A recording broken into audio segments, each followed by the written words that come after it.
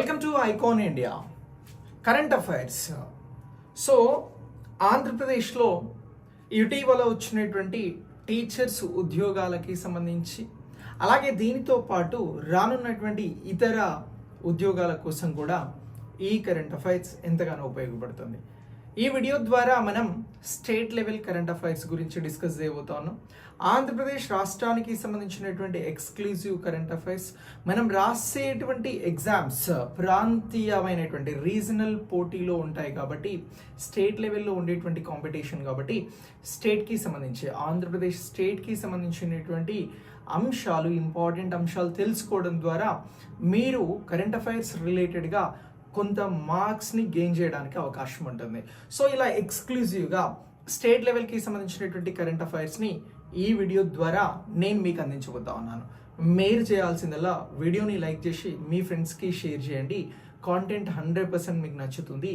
With question ఫ్రేమింగ్స్తో ఈ కాంటెంట్ని మనం discuss చేద్దాం.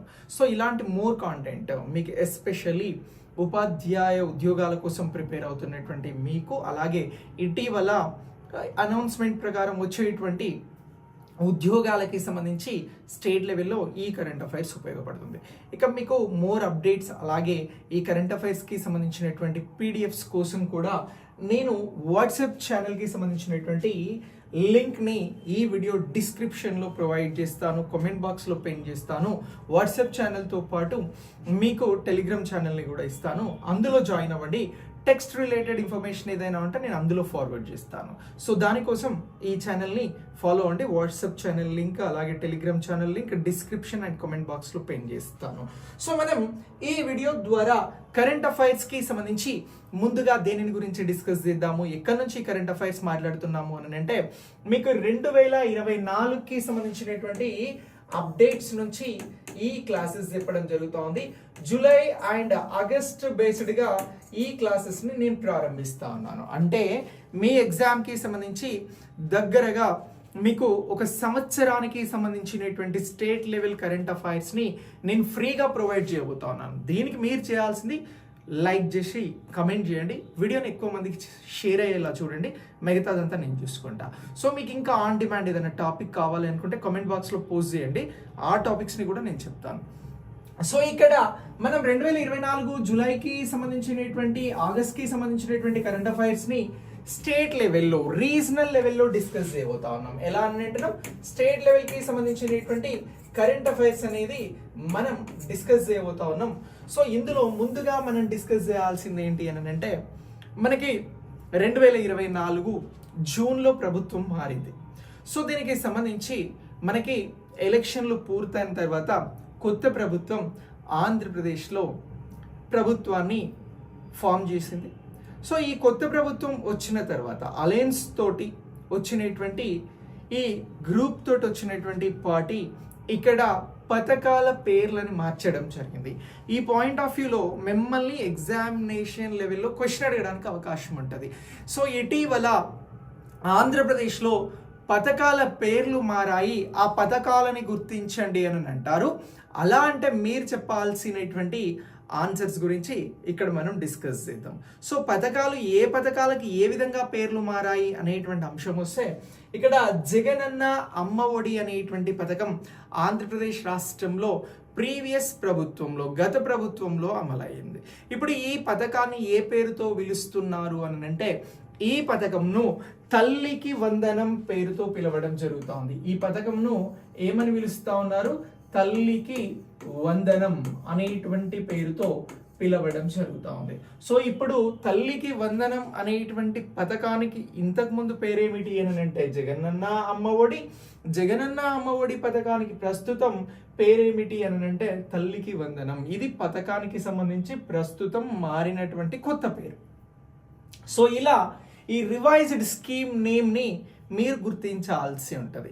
ఇక నెక్స్ట్ ఇక్కడ జగనన్న విద్యా కానుక అనేటువంటి పథకానికి ఏ పేరును నిర్ణయించడం జరిగింది, ఈ పథకం ఏ పేరుతో ప్రస్తుతం పిలువబడుతుంది అని అంటే, దీనికి సంబంధించి సర్వేపల్లి సర్వేపల్లి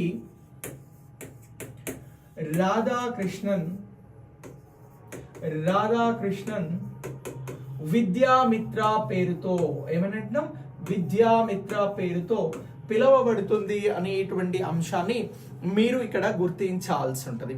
విద్యార్థి మిత్ర ఏమనంటున్నాం, విద్యార్థి మిత్ర పేరుతో పిలువబడుతుంది అనేటువంటి అంశాన్ని ఇక్కడ మీరు గుర్తించాల్సి ఉంటుంది. ఇక నెక్స్ట్ దీని తర్వాత జగనన్న గోరుముద్ద అనే పథకం ఉండే.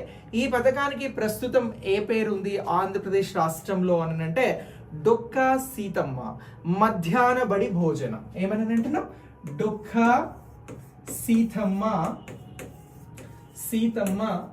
మధ్యాహ్న బడి భోజనం అని అంటున్నాం, బడి భోజనం అని అంటున్నాం. సో ఇలా ఈ పథకంకు పేరును మార్చడం జరిగింది అని చెప్పేసి గుర్తించాల్సి ఉంటుంది. ఇక నెక్స్ట్ దీని తర్వాత మన బడి నాడు నేడు అనేటువంటి కార్యక్రమం ఉండింది. సో దీనిని ఇప్పుడు ఏమని పిలుస్తా ఉన్నారు అని అడుగుతారు. మన బడి మన భవిష్యత్ పేరుతో పిలవడం జరుగుతుంది. ఈ పథకాన్ని మన బడి నాడు నేడును మన బడి మన భవిష్యత్ అనేటువంటి పేరుతో పిలుస్తా ఉన్నారు. దీనిని మనం గుర్తించాల్సి ఉంటుంది. ఏమని పిలుస్తా ఉన్నాం, మన బడి మన భవిష్యత్ అనేటువంటి పేర్లతో పిలవడం జరుగుతూ ఉంది. సో ఇలా ఈ అంశాన్ని గుర్తుంచుకోండి. ఇక నెక్స్ట్ జగనన్న ఆనిముత్యాలు అనేటువంటి స్కీమ్ ఉండింది. సో ఈ స్కీమ్ కి కూడా పేరు మార్చారు. ఏమని పేరు మార్చడం జరిగింది అని అంటే అబ్దుల్ కలాం ప్రతిభా పురస్కారాలు అని చెప్పేసి పేరు మార్చడం జరిగింది. ఏమని పేరు మార్చారు, అబ్దుల్ కలాం ప్రతిభా పురస్కారాలు. ఏమని అంటున్నాం, అబ్దుల్ కలాం ప్రతిభా పురస్కారాలు అనేటువంటి పేరుని మార్చడం జరిగింది. సో ఇలా దీనిని గుర్తుంచుకోండి. ఇక స్వేచ్ఛ అనేటువంటి పథకం ఉంది. దీనిని ఈ కొత్త ప్రభుత్వంలో ఏమని పేరును మార్చడం జరిగింది ఇప్పుడున్నటువంటి ప్రభుత్వంలో అని అంటే బాలికా రక్ష అని చెప్పేసి గుర్తుంచుకోవాలి. ఏమని అంటున్నాం, బాలికా రక్ష అనేటువంటి పేర్లని నిర్ణయించడం జరిగింది. సో ఇక్కడ ఈ పాత పథకాలకి సంబంధించి పాత పేర్లేమో ఇలా ఉంటే మారిన పేర్లేమో ఇలా ఉన్నాయి అనేటువంటి అంశాన్ని గుర్తించాల్సి ఉంటుంది. మిమ్మల్ని ఇండివిజువల్గా అడిగితే డైరెక్ట్ ఆన్సర్ చెప్పొచ్చు. దెన్ లేదా సరిగా మ్యాచ్ చేయండి అని అడిగితే ఇలా ఆన్సర్ చేయాల్సి ఉంటుంది. So me examination point of వ్యూలో ఇది చాలా చాలా ఇంపార్టెంట్. స్టేట్ లెవెల్లో మనం రాయబోయేటువంటి ఎగ్జామ్స్కి సంబంధించి ఆంధ్రప్రదేశ్ రాష్ట్రంలో పాత ప్రభుత్వంలో కొనసాగినటువంటి పథకాలకి ఏమని పేర్లను నిర్ణయించడం జరిగింది అని చెప్పేసి క్వశ్చన్ అడుగుతారు. అలా క్వశ్చన్ అడిగితే మీరు జగనన్న అమ్మఒడి పథకానికి తల్లికి వందనం అనేటువంటి పేరుని మార్చడం జరిగింది. మారిన పేరు తల్లికి వందనం. ఇక పాత పేరు మరొక పథకానికి జగనన్న విద్యా కానిక, దీనికి సర్వేపల్లి రాధాకృష్ణన్కి సంబంధించినటువంటి విద్యామిత్ర అనేటువంటి పేరుని పెట్టారు. సో ఇక నెక్స్ట్ జగనన్న గోరు ముద్దకి డొక్కా సీతమ్మ మధ్యాహ్న బడి భోజనం అనేటువంటి పేరుని నిర్ణయించడం జరిగింది. ఇది ప్రస్తుతం పథకం పేరు.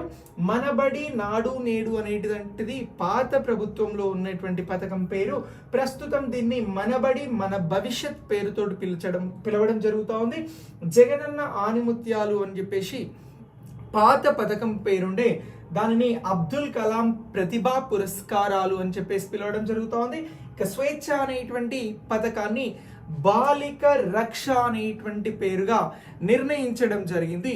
సో ఇలా ఈ పథకాలకి సంబంధించి పాత ప్రభుత్వంలో ఉన్నటువంటి పథకాల పేర్లను కొత్త ప్రభుత్వం ఇటీవల ఫామ్ అయినటువంటి ప్రభుత్వంలో ఏ విధంగా మార్చారు అని అంటే ఇది ఆన్సర్ చెప్తే మీకు 1 మార్క్ వస్తుంది. సో ఇలా ఈ కంటెంట్ని మీరు అప్డేట్ చేసుకోండి మీ ఎగ్జామ్ కోసం. నెక్స్ట్